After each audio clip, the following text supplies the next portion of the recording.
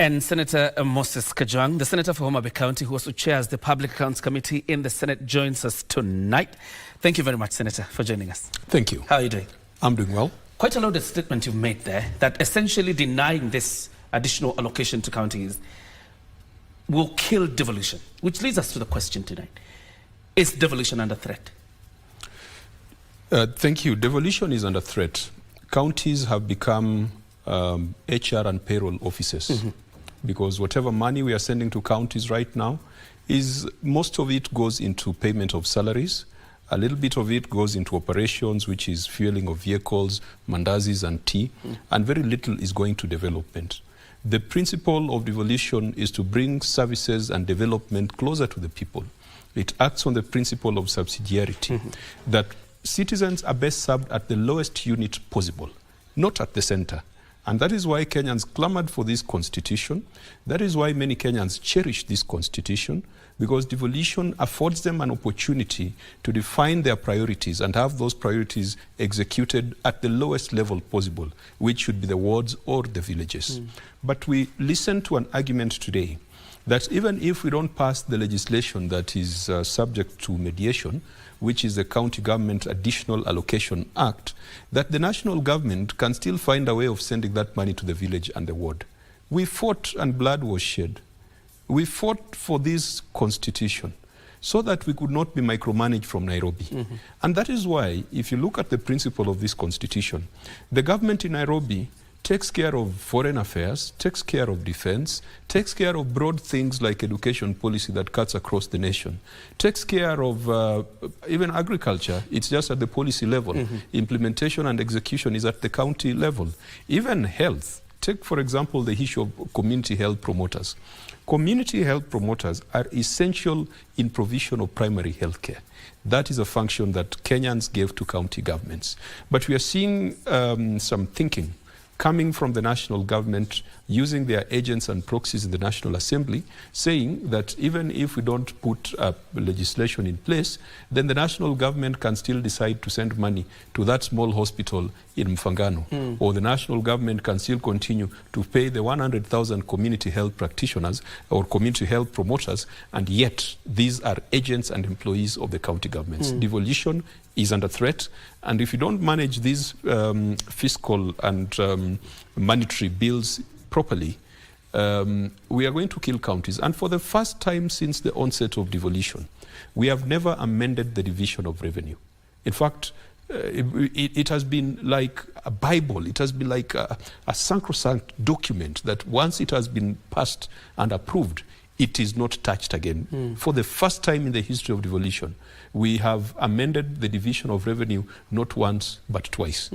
Devolution is under threat. And we'll talk about the division of revenue bill, but just paint a picture for us, because you've talked about community health promoters.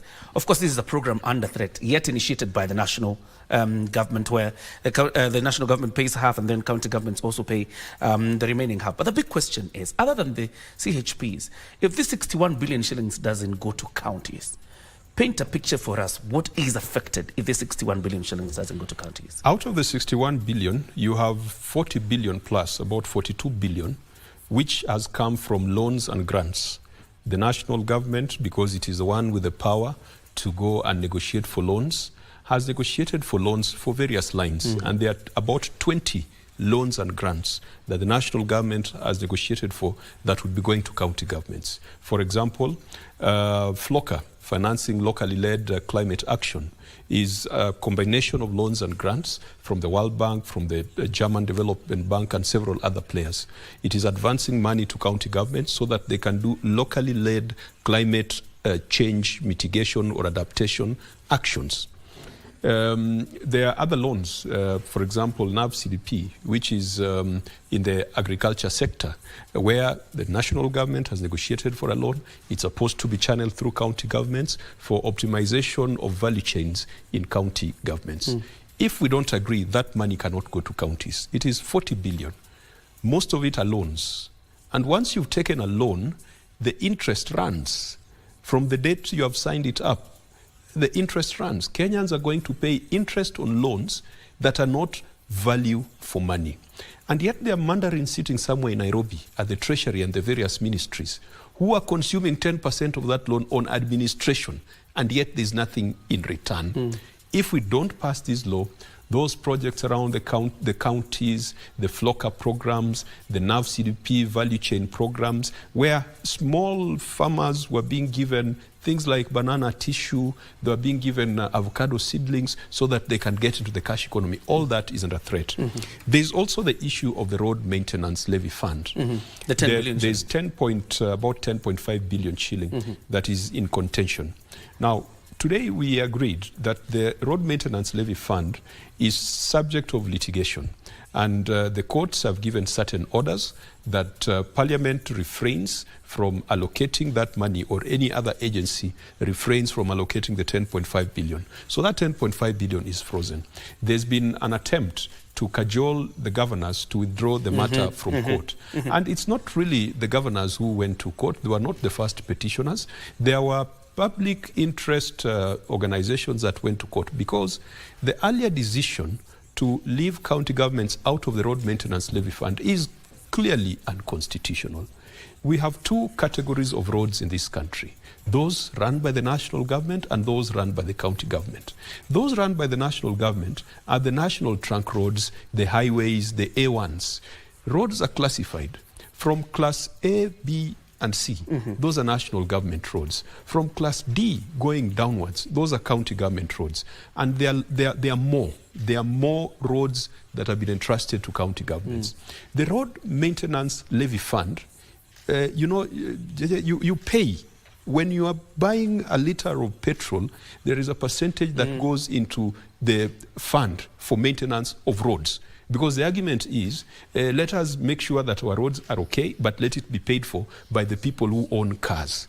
So that money, the National Assembly wants it to be controlled from Nairobi, irrespective of the fact that each county government has got hundreds of kilometers of roads that need maintenance. That is fatally flawed. And that is why I would not be very quick to ask the governors to get out of court, because I would be happy if the courts would render a verdict that would give us way forward. I've been in Senate for 10 years, and the 10 years we have struggled to amend the Roads Act.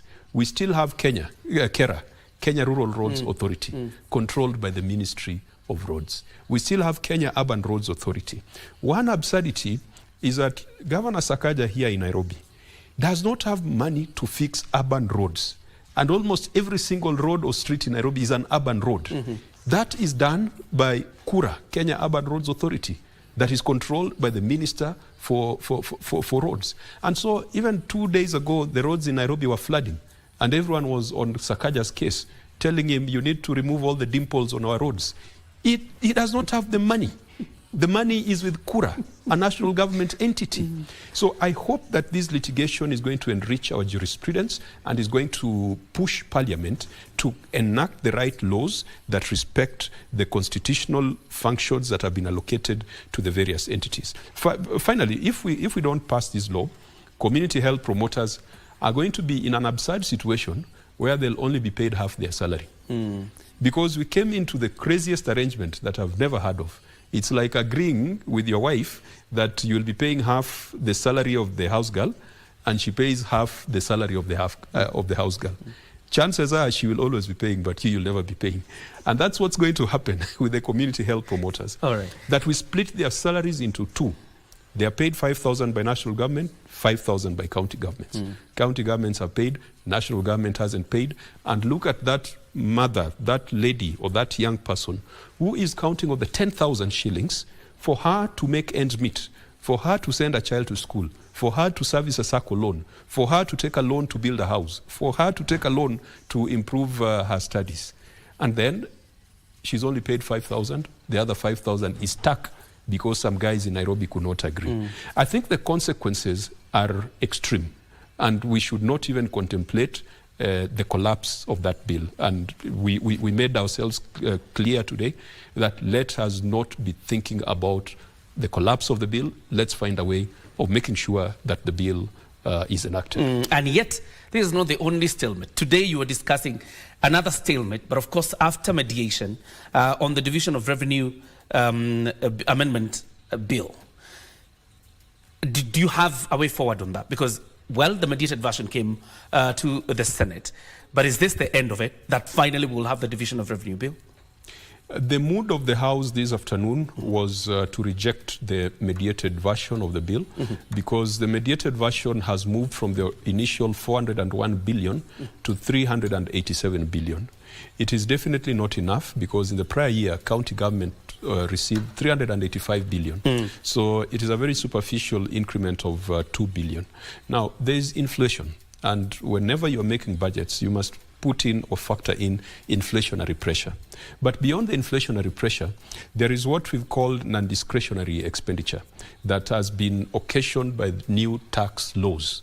So new tax laws, the contribution that counties are going to make, for example, to the housing fund, has gone up in terms of several billions. The contribution that counties are making to the social health authority or the social health fund has also gone up.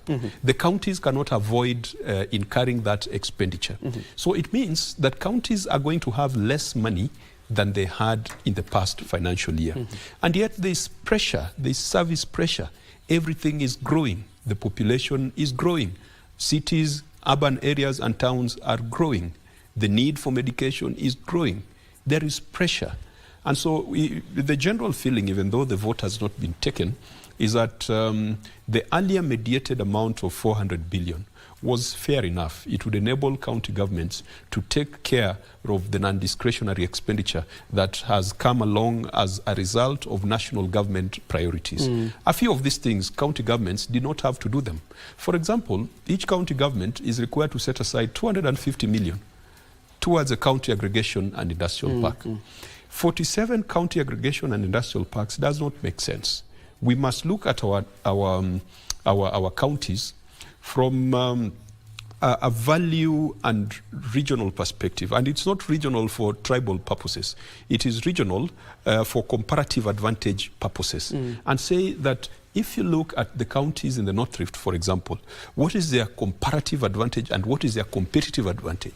Perhaps it's around agriculture because that is a key activity there. If you go to the counties at the coast, perhaps it is tourism and other aspects. If you came to Nyanza, perhaps it's fisheries and logistics. And so you could have different priorities for the regions. Let me cut you short. We take a very short, small breath and then come back, continue with that conversation. Thank you. We'll pick it up from there. We say some of these are inflicted by the national government, particularly because of the KIPES, and that is why we'll be picking the conversation after this short breather. Don't go too far.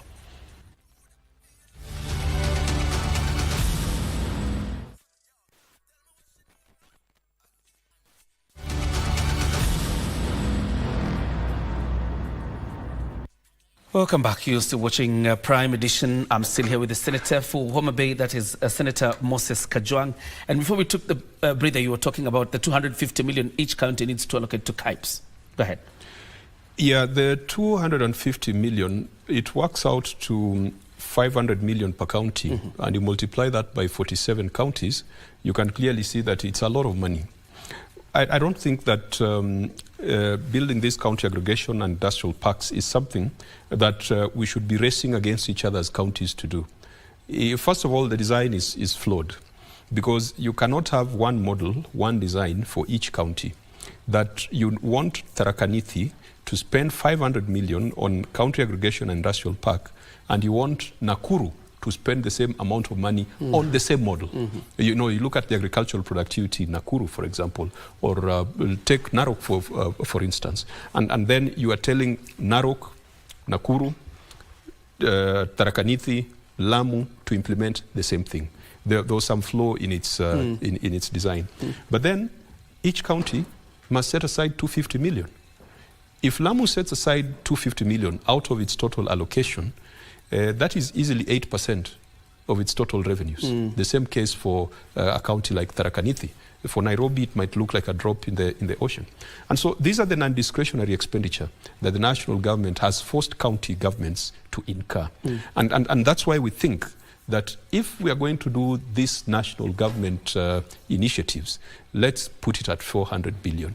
But if then the government says that, or they admit, which they rarely do, that some of their plans were ill-conceived, then we can say, fine, let's reduce the allocation to counties by some 3 billion which was supposed to go into the county aggregation and industrial parks.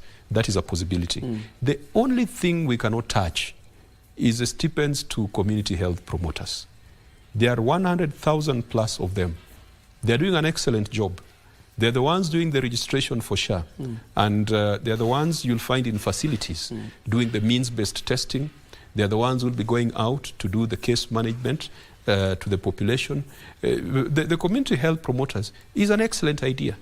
It's just that the implementation model is wrong when you split someone's salary between two arms of government, which are not consistent. That's why we're saying give county governments that money, let them process a single payroll, let the 10,000 come from one source rather than splitting it. All right. As we put a cap on this, Senator, because this stalemate has existed even the years before. We've seen a stalemate somehow, in fact, on the Division of Revenue Bill, sometimes even lasting for months over.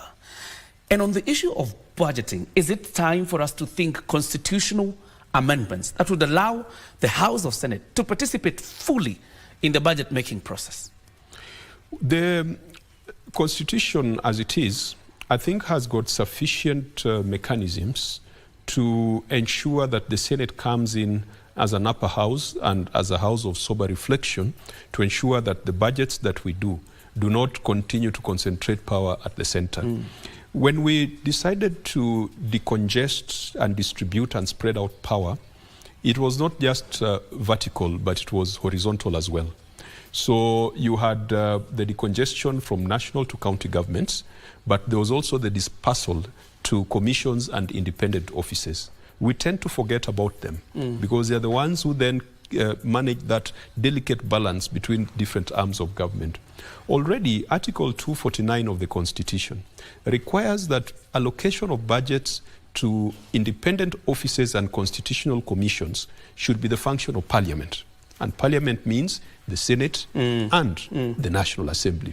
You still have independent offices like the Office of the Auditor General complaining they do not have enough money to carry out their constitutional mandate.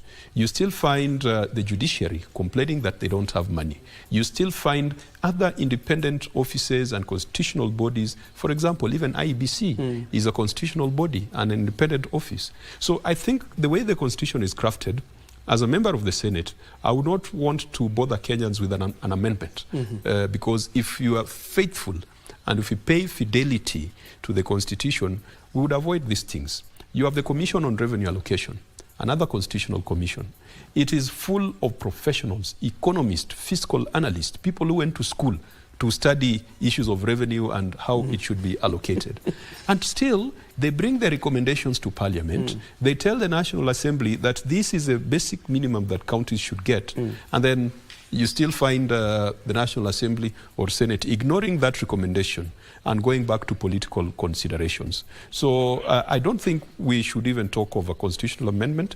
What we need is commitment, faithfulness, and fidelity to the existing constitution. Thank you very much, Senator Kajwang, for joining us tonight, and your input very much appreciated. Thank you. Thank you very much. Senator Moses Kajwang, the Senator for Homa Bay County, and indeed the Chairperson of the Public Accounts Committee in the Senate. And indeed, as he says, fidelity to the Constitution will be the silver bullet to some of these things that we're seeing emanating. Time for us now to focus our eyes on business news.